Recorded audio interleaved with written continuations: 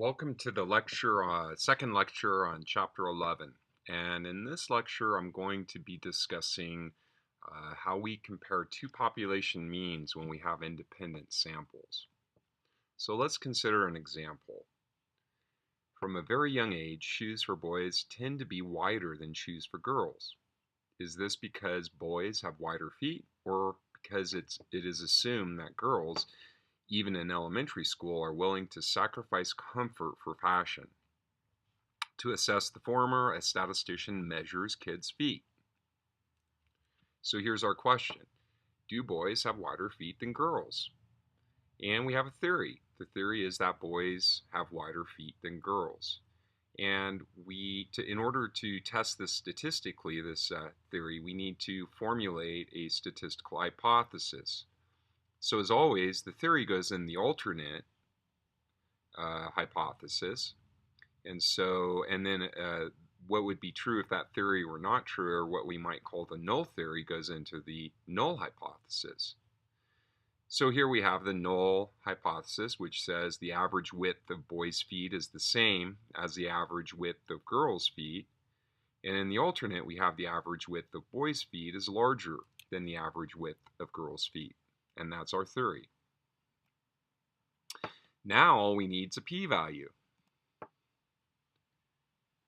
In order to figure out the correct approach for analyzing this data, we need to figure out whether or not we have a paired or independent sample.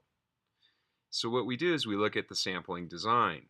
And this particular sample that we're going to analyze is a convenience sample from a 4th grade class. There's no relationship between the boys and girls, and therefore the data is not paired. So this leads us to the necessity of using a different type of an analysis than the pair design. So as in the pair, one thing we need to do is we need to convert the null and alternate hypothesis from these sentences, these English language sentences, into a null and an alternative hypothesis that involve mathematics. So the null hypothesis is really about the population means. And so the question really is the population mean average width of boys' feet equal to the population mean average width of girls' feet? In the null, that's what we're assuming. In the alternate, we're assuming that the population mean for boys is greater than the population mean for girls. So the statistical hypothesis that I just described can be written in a different way. By subtracting the mean for girls from both sides of the equation, we end up with an alternative form of the null and alternate hypothesis, where we have mu sub b minus mu sub g equals 0 for the null, and mu sub b minus mu sub g greater than 0 for the alternate.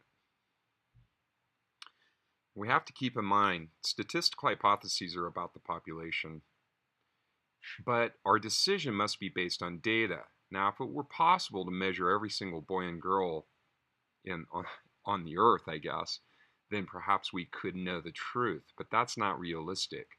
So as always, what we have to do is base our decision on data.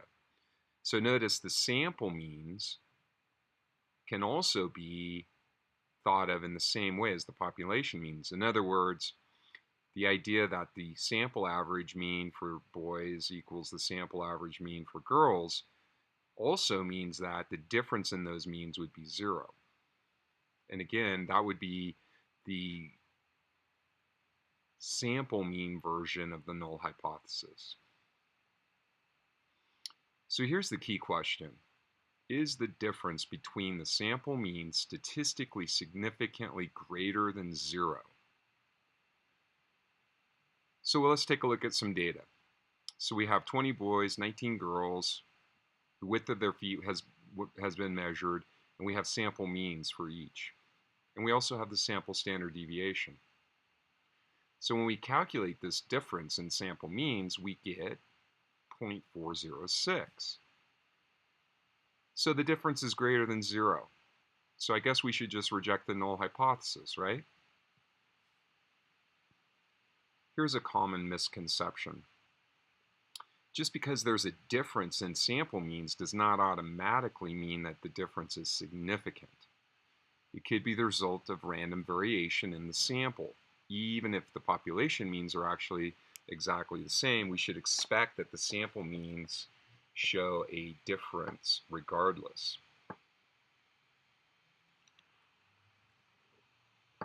Now, to demonstrate this idea, what I want to do is a couple of simulations on the calculator.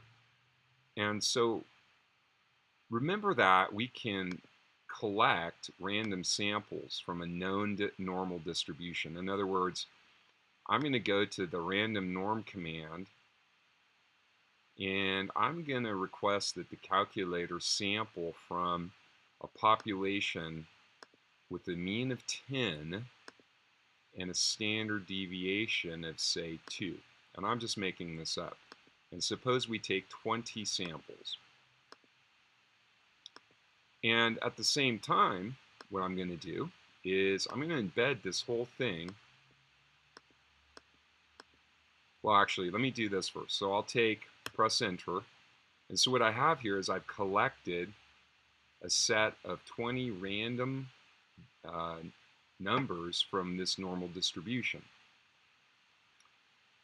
The other thing I want, well, and what we want to really consider here is the mean of this sample. So I'm going to choose mean, and let's see, and I'll take the sample mean from this, or I'll calculate the mean of this set of values, and the mean I get is 9.66, 36, and so forth. Now, the idea that I want to put forward here is if I went back and I collected a second sample, okay, so now I have another set of random values, just like I would take a random sample of 20 boys, say, from this population. And then I'm going to do the same thing as before and calculate the sample mean. And notice what I end up with here is a difference. So again, here's the point. Both of those samples came from a population with a population mean of 10. Yet I get two different sample means. And in fact, if I took their difference, obviously their difference would be different than 0. So the idea that I'm trying to demonstrate here stems back to this idea. Just because we saw, excuse me, just because we saw that there was a difference, in other words, the sample mean for boys was different than the sample mean from zeros, and that difference in those means is not 0, it's not automatically a reason that we should reject the null, because it could be that those differences were just random variation. So what's the statistical approach?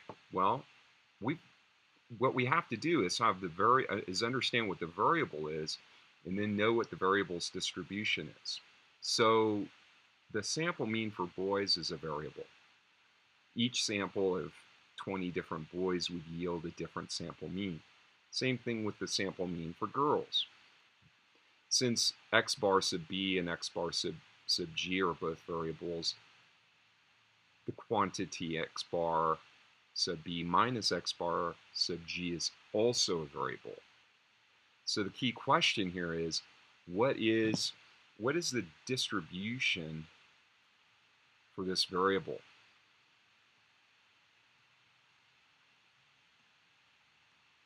And I hope you're noticing that over and over again, we're asking this question. What's the variable, and then what's that variable's distribution?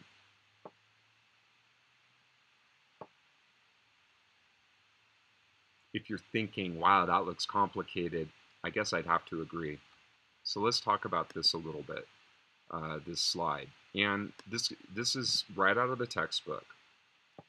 So notice here, the authors are treating this as a variable. And just like when we said, remember, I don't know if you recall, but we said in the past we would say things like x is in mu sigma, right? And then, or we would say x bar is normally distributed with a mean of mu and a standard deviation of sigma over the square root of n. Each one of these different statements was defining a variable and then defining how that variable was distributed. In the same way, we're defining a variable now that's somewhat complicated because it requires a mathematical operation, subtraction. But notice it's the same kind of pattern. Normally distributed with a mean that is the difference in the means of the populations that we're analyzing. And then there's an adjusted standard deviation here.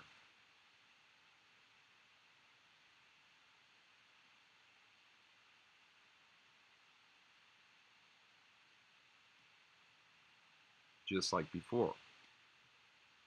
So this is very complex, all right, and I understand that. Now we have a couple of different transformations to talk about. So here we have z again, okay? So this is z is a standard normal random variable.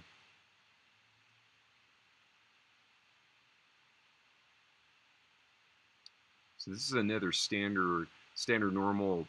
Z is a standard normal random variable. So what we're seeing here in this calculation is another standardization, another form of the standardization transformation.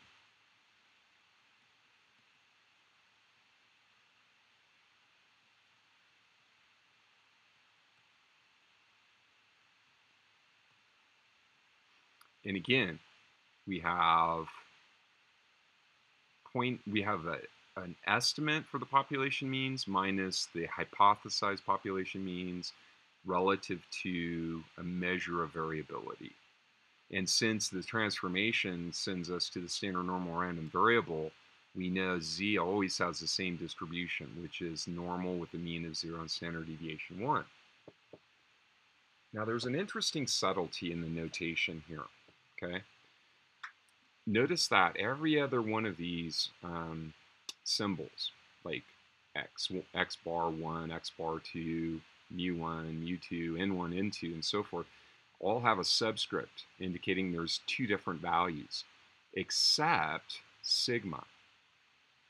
Okay, so mathematically what that means, and this is important, this is an important assumption that's not necessarily well articulated, I don't think, but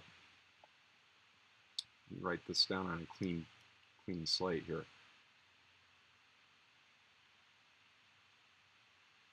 So an important assumption here is that the population standard deviation for the first population equals the population standard deviation for the second, and the authors are just calling that sigma. So we're supposed to know that since sigma has no subscript here, there's nothing there, that it actually means that it's representing both population standard deviations and they're the same. Okay, so if for some reason we happen to know the true population standard deviations and they're identical, then we can model the difference in the sample means using the standard normal transformation. That assumption, though, that we know sigma is unreasonable, usually. It's more likely that it's unknown.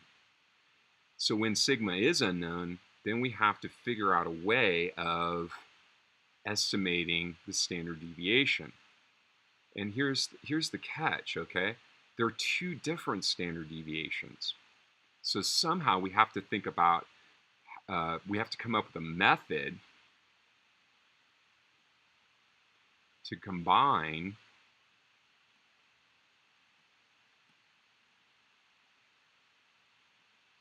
S1 and S2 into one measure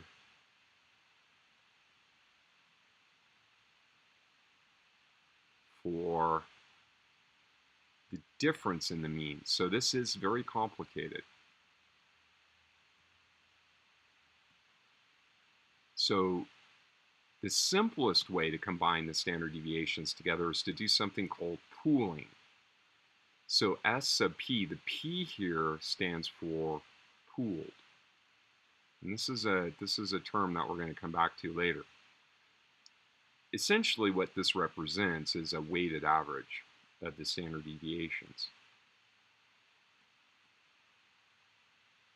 And using a form of a weighted average makes sense here, because if the sample size N1 is much bigger, say, than the sample size N2, then it makes sense that we want to give the measure of variability for sample 1 more weight than we would give the measure of variability for sample 2. The denominator represents a modified degrees of freedom.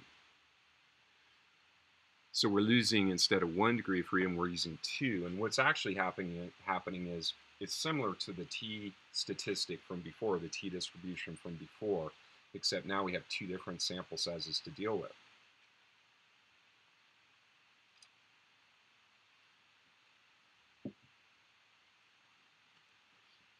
Also notice that this t-statistic has a modified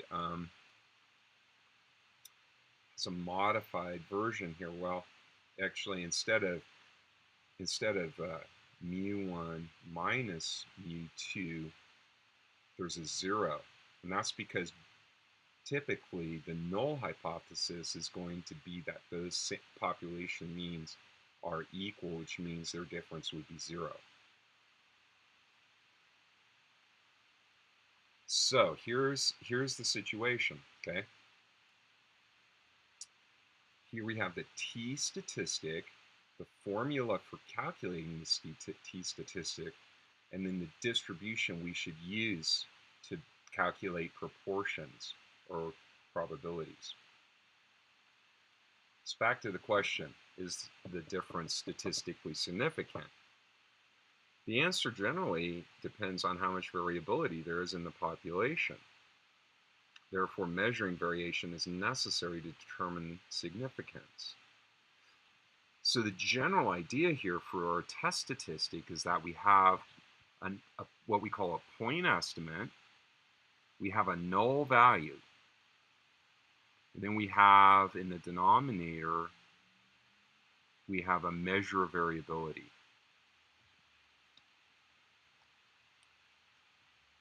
Here is, and more in the class and in general in statistics, this is the kind of approach that we take, which is, here's a methodology for doing a test. And more you're going to see this pattern where there's a list of assumptions. There is a template for the hypothesis. There's data that we collect. There's a calculation we do to get the observed test statistic. Then we calculate a p-value. When we get this p-value, I hope by now everybody knows what to do with it. When we get the p-value, basically, if p is less than or equal to alpha, we reject H0. We reject the null assumption. And here it is. P-value less than or equal to alpha leads to rejection of H0. So let's talk about these assumptions a little bit here. So we have random samples from normally distributed populations in both cases. And again, here's that standard deviation assumption, okay? So there's an assumption that both populations have the same standard deviation. And there's actually a word for that. It's called homoscedasticity, but I'm not going to get into all those technical details right now. But in any case, there's one other point here in the assumptions. Notice that the normality assumption is not as crucial if the samples are large. And hypothesis tests that have this property are called robust. So you might hear that term thrown around in some of the readings that you do in the future, but a robust test is a test that doesn't deviate, or whose results are still reliable if there are small deviations from the assumptions.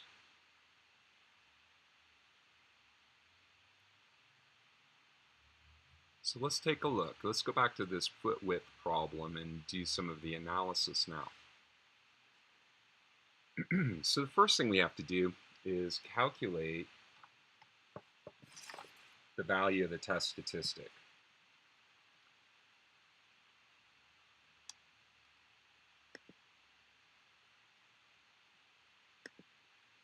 All right, so what I'm going to do here, first thing I'll do is I'll write down the formula.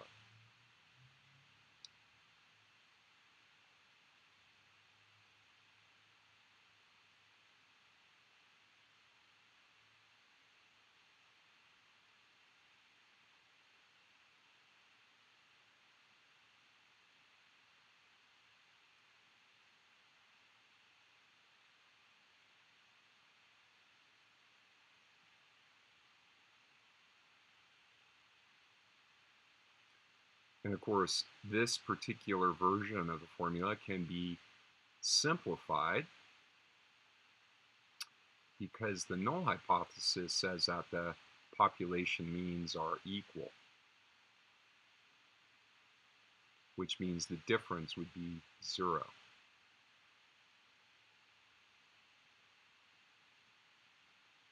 And again, we need the formula for the pooled standard deviation. That's going to be the square root of n1 minus 1 s1 squared plus n2 minus 1 s2 squared, and the whole thing gets divided by n1 plus n2 minus 2. All right, so let's calculate the value of the test statistic.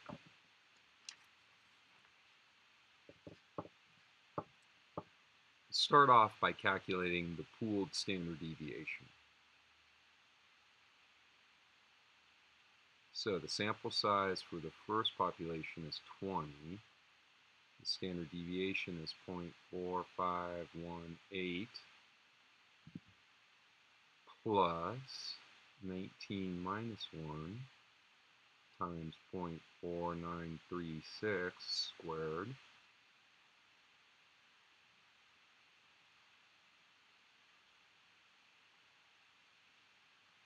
and then all of this will be divided by 20 plus 19 minus 2. So when you do this calculation, notice that you get approximately 0.4726. And also notice that this number right here is basically dead center between the two estimated standard deviations, which makes sense in this case for sure because these sample sizes are really close together. So in a sense, in this case, the pooled standard deviation is just the average of these two. Not quite, because the sample sizes are slightly different.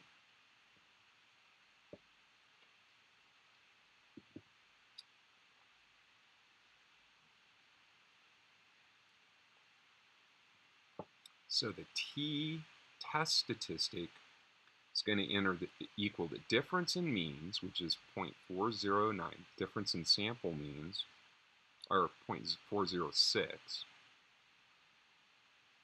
not 0.09, divided by 0.4726 times the square root of 1 over 20 plus 1 over 19. And the value of this test statistic is approximately 2.68.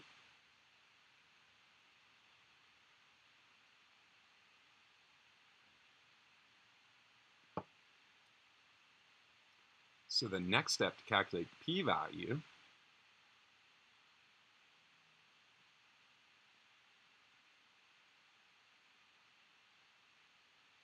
is to consider this value of the test statistic using the correct distribution. Now, this is going to be the t distribution, centered at 0. Put a few numbers on here for scale.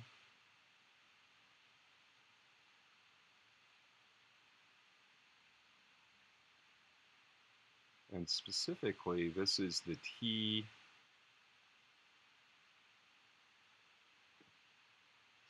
t37 distribution, because the distribution for t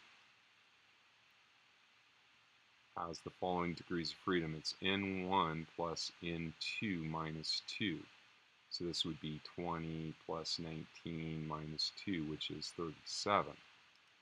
So to calculate the p-value, what we do is we go onto the t scale on the axis, locate 2.68, and since the direction of extreme here is to the right,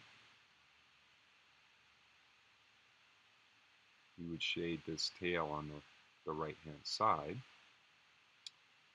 And the area under this curve here in the right tail is the p-value. So to calculate the p-value, what we're going to do is use t-CDF on the calculator. We're looking for the area from 2.68 to positive infinity, but I'll just substitute E99. And we need the degrees of freedom, which is 37. So let's go to the calculator and do this calculation. So if we go second vars, we want t-CDF, that's cumulative density function, the t distribution, and go 2.68 up to E99, 37 degrees of freedom.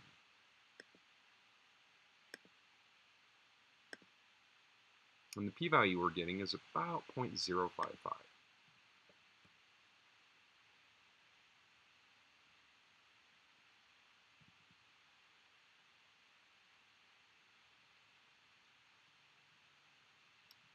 Very small, indicating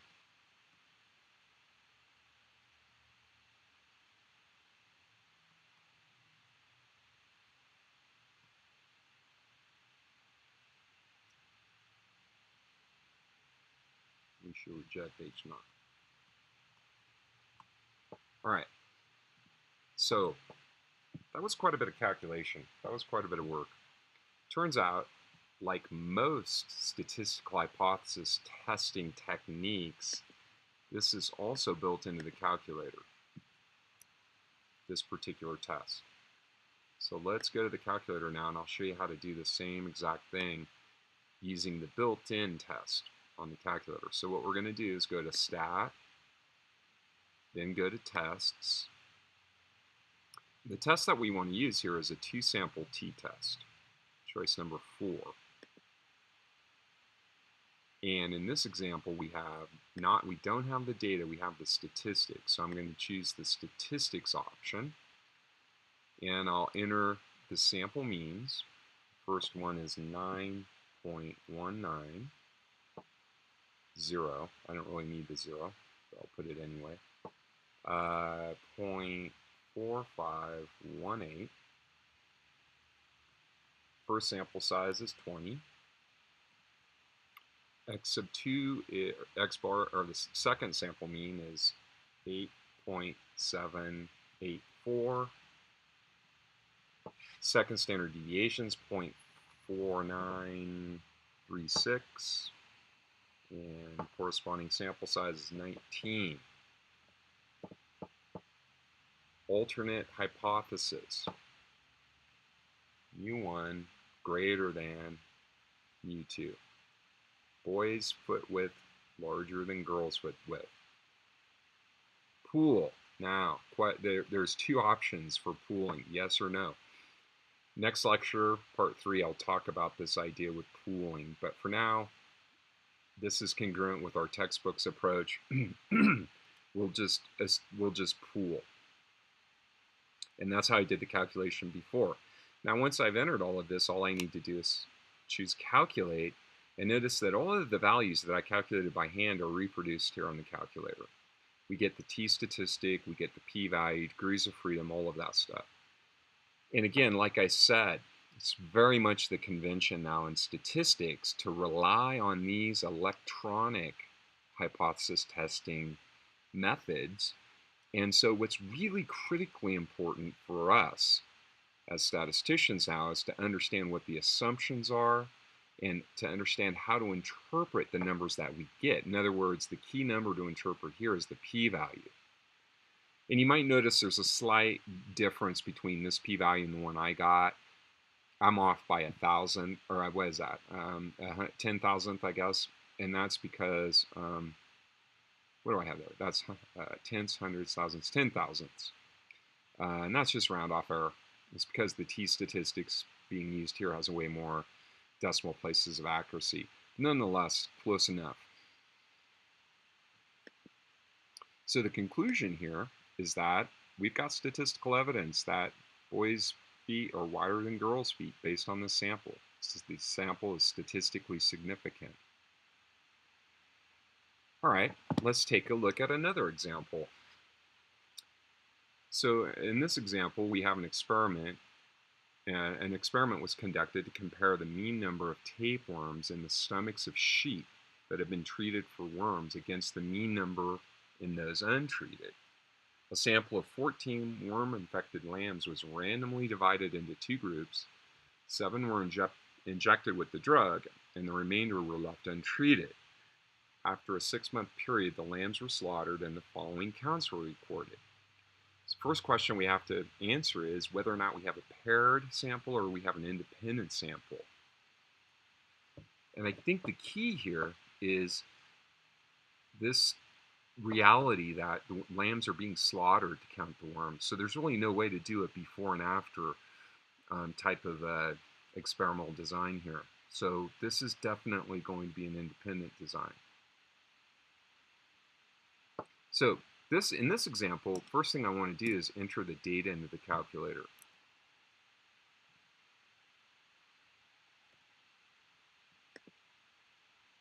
And I'm just going to use L1 and L2. So I'll go to this data editor, and I got some data already in these things, but I don't think it's that big of a deal. I'm just going to clear those out. I don't even remember what the data is for. So I'm going to enter the first group.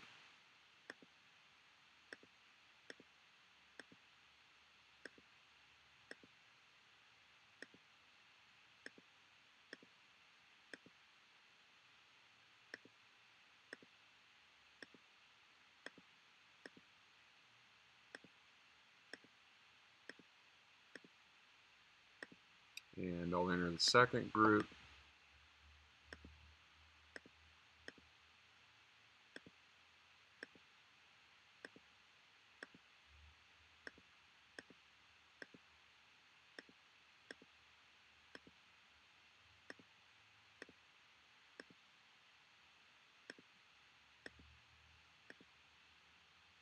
Okay, so I have the data entered into the calculator.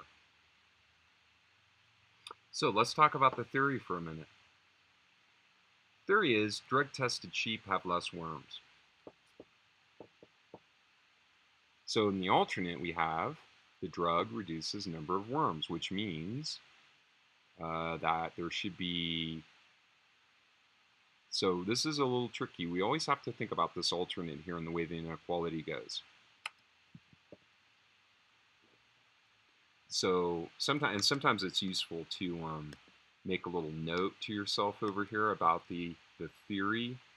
So and in H1, of course, is where we put the theory. So what we're saying is, so the mean from group 1 should be greater than the mean from, no, I got it backwards, see? Got to be careful here. So the drug-treated sheep's mean average, mu1, should be less than the untreated sheep, the sheep that are not getting the treatment. So what that means is if I subtract mu2 from both sides, that mu1 minus mu2 is less than 0. And this is important. We have to figure this out because this is going to drive the direction of extreme. And again, if you recall, we're really shooting for the p-value, and in order to calculate the p-value, we always need three things. We need the null distribution, we need observed values, and then we also need the direction of extreme. So it's important to think this through and understand these inequalities. So now we're ready to do the hypothesis test, and it becomes as simple as entering the data and pressing a few buttons. We go to stat, and knowing which test to use, of course, too, is important. This is a two-sample t-test. This time we have data, so I'm going to choose the data option. The data is in L1 and L2. Now we have to be careful here because the L1, L2 is the driver down here for the direction the inequality goes. So I think in some of these it's useful to use L1 and L2 as group 1, group 2. So when we go in and do the inequalities, we can make sure we get those correct. Now I'm going to go back here again and remind myself the direction of extremes to the left here. Okay, so whoops.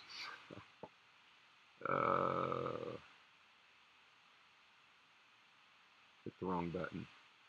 All right, there we go. Try that again. There we go. All right, direction of extreme is to the left, so I want to pick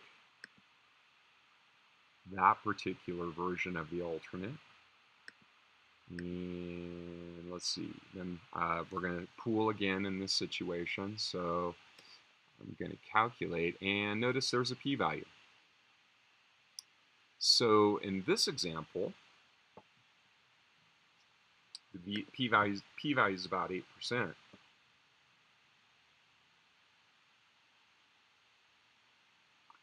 So this really is going to depend on alpha. If alpha were, say, 0.5, then this would be our decision rule. Okay.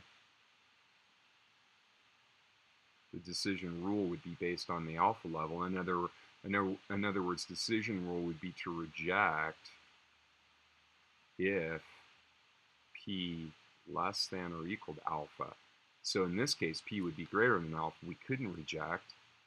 And in fact, we'd have to really think about an alpha as big as like 10% before we could get to a place where we reject the null hypothesis. So there is not very strong evidence here that this drug is actually having a significant effect in reducing the number of tapeworms.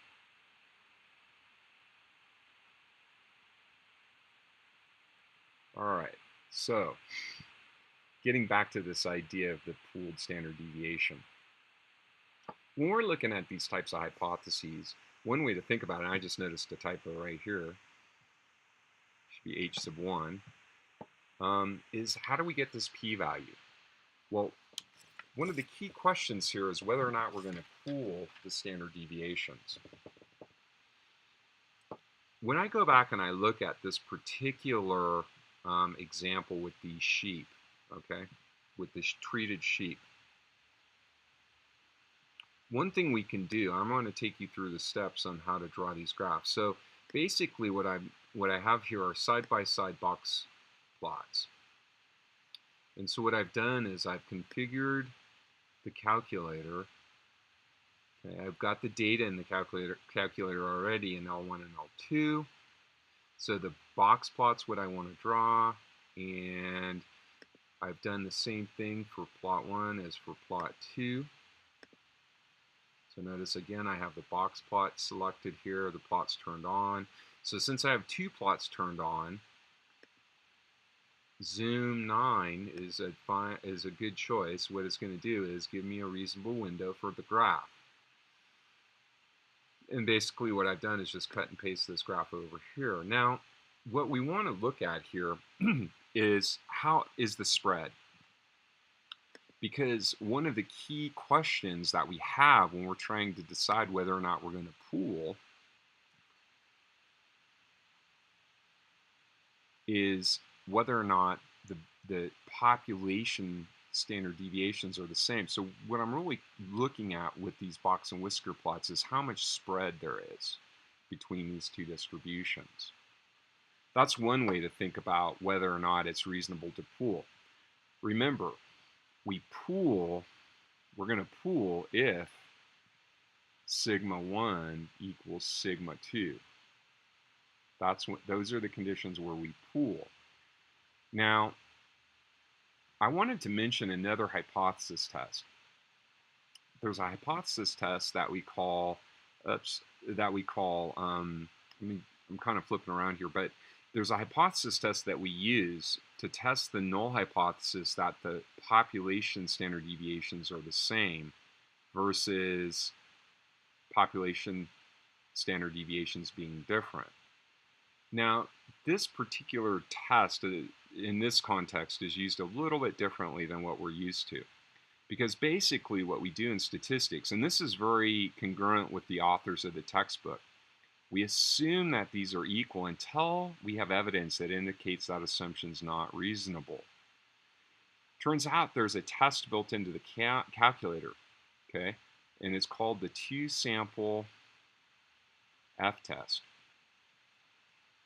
And f is a statistic that this is in our textbook, but I don't cover it because there's so much other stuff to cover. But basically what I do is just talk about it in the context of these two-sample t-tests, okay?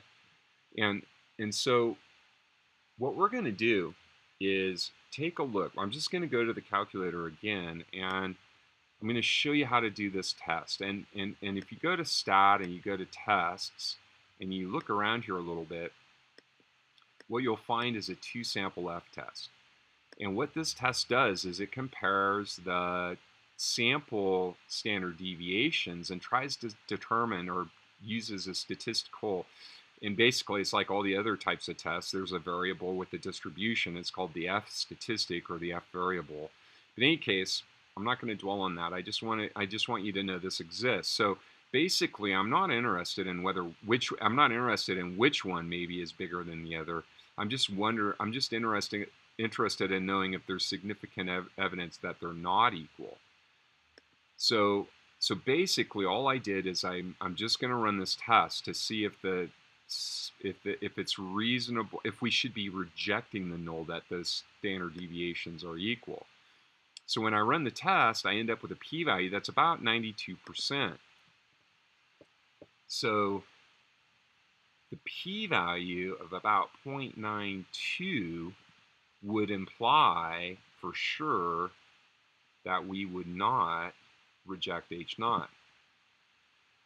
So the basic conclusion here is that there's no evidence